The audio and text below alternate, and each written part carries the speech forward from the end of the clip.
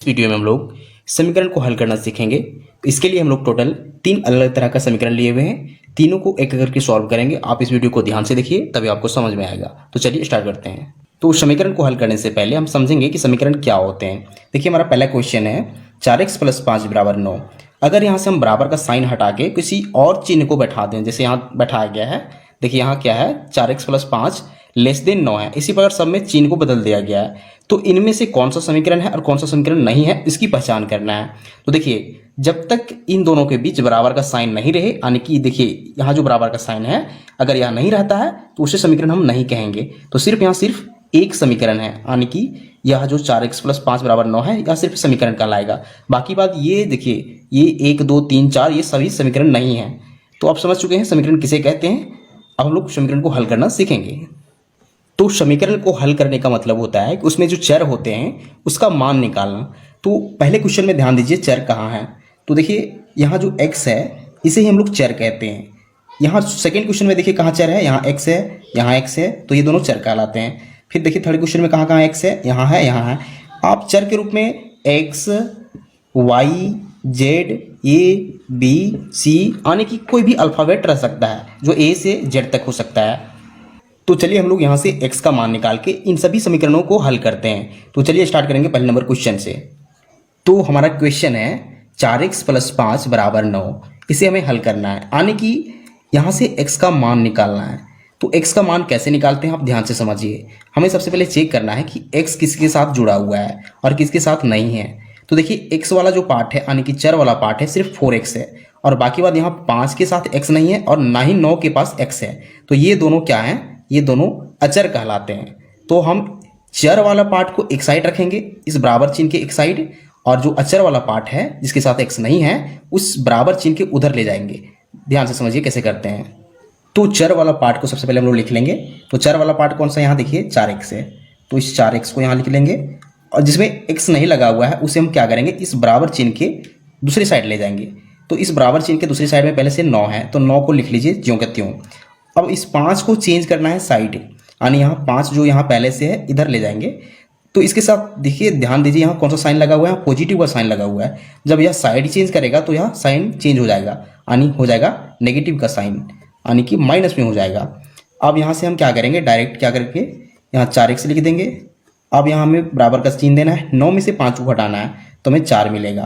अब आसानी से यहाँ हम x का मान निकाल सकते हैं। कैसे, हम लोग लिखेंगे x बराबर क्या करेंगे, पहले से यहाँ देखिए 4 है, अब इस 4 को इसके बटे में ले जाएंगे। अब 4 को 4 से भगा देंगे तो हमें 1 मिलेगा, यानी कि यहाँ से जो x का मान आ रहा है वो 1 आ रहा है। तो यह इस समीकरण का हल कहलाता है, यानी कि x का मान 1 है। तो ये हमारा फाइनल आंसर हो जाएगा।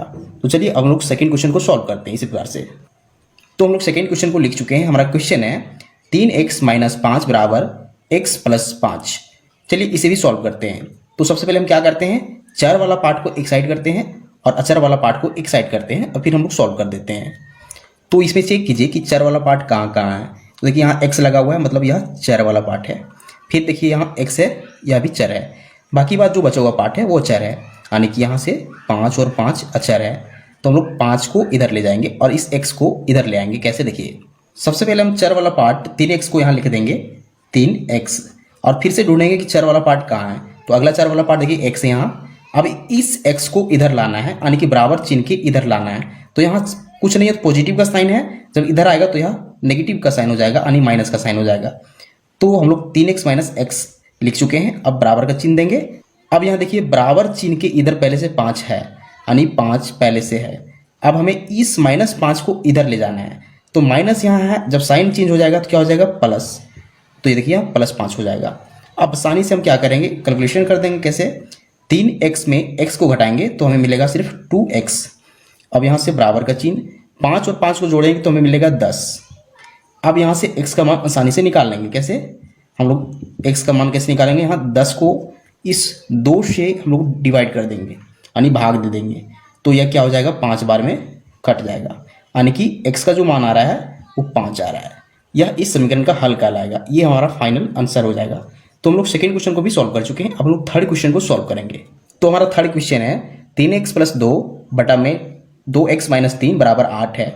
अब यहाँ से हमें x वाला पार्ट को इधर करना है और बिना x वाला पार्ट को इधर करना है। कैसे करेंगे, ध्यान से समझिए। तो यहाँ से x वाला पार्ट को अलग करना थोड़ा मुश्किल है। इसके लिए हम क्या करेंगे, हम लोग क्रॉस मल्टीप्लिकेशन करवा देंगे। कैसे, देखिए इस वाले पार्ट को इसके नीचे वाले भाग से गुणन करवा देंगे और यहाँ इस वाले पार्ट को यहाँ से ऊपर वाले भाग से गुणा करवा देंगे। जब 8 के नीचे कुछ नहीं हो तो 1 होता है, यानी कि किसी भी संख्या के नीचे अगर कुछ नहीं है तो कम से कम 1 होता है डिवीजन में। आप समझ चुके हैं कि 3x + 2 को 1 से गुना करेंगे और 2x - 3 को 8 से गुना करेंगे। देखिए, तो हम इसे इस प्रकार भी लिख सकते हैं। कैसे, देखिए 3x + 2 को 1 से गुना करना है तो 3x + 2 को हम लोग गुना 1 कर देंगे और इसे बराबर का चिन्ह देंगे फिर। और यहाँ से देखिए 2x - 3 को करना है 8 से गुना, तो हम क्या करेंगे 2x - 3 को देखिए 8 से गुना करवा देंगे। यहाँ से गुना करना आसान हो जाएगा। देखिए 1 से गुना करने पर कोई फर्क नहीं पड़ता है, संख्या ज्यों के त्यों रह जाता है। तो हम यहाँ 3x + 2 को ज्यों का त्यों लिख देंगे। अब यहाँ बराबर का चिन्ह देना है। अब इसे 8 से गुना करवाना है।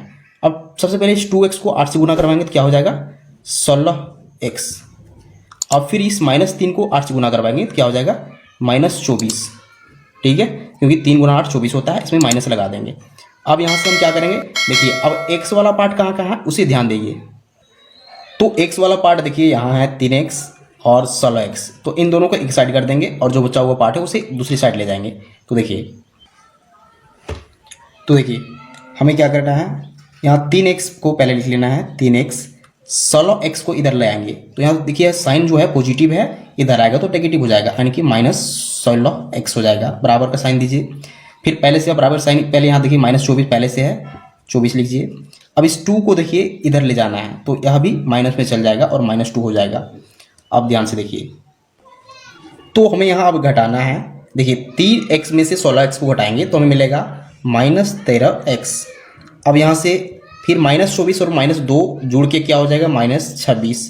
ध्यान दीजिए, अगर आपको प्लस माइनस वाला जोड़ नहीं आता है तो पहले उसे समझ लीजिए। अब यहाँ से हम आसानी से x का मान निकाल लेंगे। कैसे, x बराबर लिखेंगे, क्या हो जाएगा, यहाँ -26 पहले से है, इसे भागा दे देंगे इस 13 से, डिवाइड बाय -13 हो जाएगा। ये दोनों कट के सिर्फ 2 बचेगा, यानी x का जो मान हो जाएगा वो 2 हो जाएगा। ये हमारा फाइनल आंसर हो जाएगा। तो ये तरीका होता है समीकरण को हल करने का। तो उम्मीद करते हैं आपको सारा समीकरण का हल समझ में आ चुका होगा। तो अगर आपको वीडियो पसंद आता है वीडियो को लाइक कीजिए एंड चैनल को सब्सक्राइब जरूर कीजिए। Thank you.